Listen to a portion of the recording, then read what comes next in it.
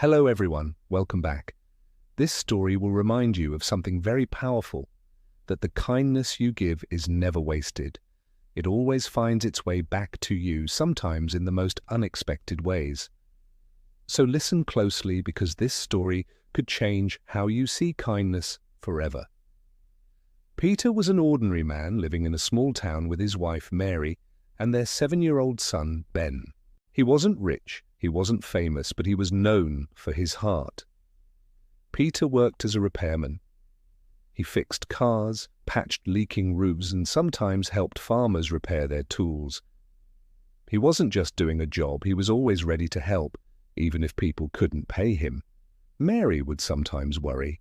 She would say, "Peter, you can't always give away your work. We need to save too."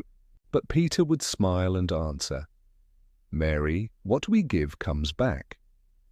Maybe not today, maybe not tomorrow, but one day." And so he kept living like that. Whenever a neighbor's car broke down, he showed up. When a poor family couldn't afford repairs, he helped anyway. People respected Peter, but some also thought he was too soft, too generous. Then life tested Peter in the hardest way. One winter night, when the snow fell heavy, Peter's small wooden house caught fire. It started with a spark from an old heater. Within minutes, flames spread through the rooms. Peter and Mary rushed to grab Ben and run outside. They stood there shivering in the cold night as their home, the place filled with memories, laughter and love, burned down before their eyes. Everything was gone. His tools, his savings, his son's school books, even the photo albums Mary cherished. The next day, Peter's family moved into a shelter. It was warm but crowded, and Peter felt crushed. For years, he had been the man people went to for help. Now he was the one who needed help. Every morning he woke up early trying to find work, but without tools, no one would hire him. He felt powerless. One night, little Ben tugged at his father's sleeve and whispered, "Papa, when are we going home?" Peter tried to stay strong, but his voice broke. "Soon, Ben, very soon." Inside, though, he had no idea how. Weeks passed, and Peter sank deeper into despair. He wondered if kindness really mattered, or if he had been foolish all along. And then, one day, something happened that Peter would never forget. There was a knock at the shelter door. Peter opened it, and standing there was a man he barely recognized. "Do you remember me?" the man asked. Peter frowned, then slowly remembered. Years ago, this man's car had broken down on the highway. No one had stopped, but Peter did. He fixed the car, gave him fuel, and refused to take any money because the man was broke at the time. "I never forgot you," the man said, his eyes filled with emotion. "You helped me when I was lost. Now let me help you."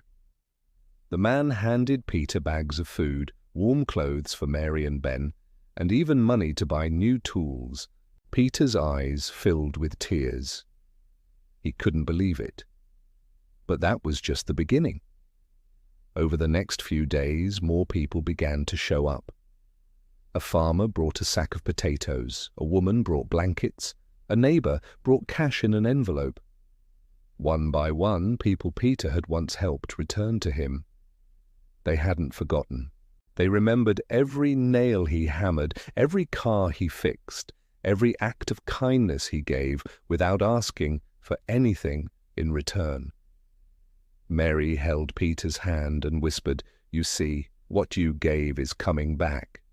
Slowly, Peter began to rebuild his life. With the money and tools gifted to him, he started working again. Soon, he found steady work, and with the community's support, they were able to move into a small but cozy home. One evening, Peter sat with Ben on his lap, watching the sunset. Ben asked, "Papa, why did all those people help us?" Peter smiled softly. "Because, son, kindness is like a seed. You plant it, and one day it grows back to you. That's why we should never stop being kind. From that day, Peter was no longer just a repairman. He was a living reminder in his town that generosity is never wasted. And this story reminds us all, don't stop being kind. Even the smallest act can come back to you in ways you could never imagine. So if you enjoyed this story, subscribe to grow with this community and learn English through stories like this one. Together we share kindness and grow stronger.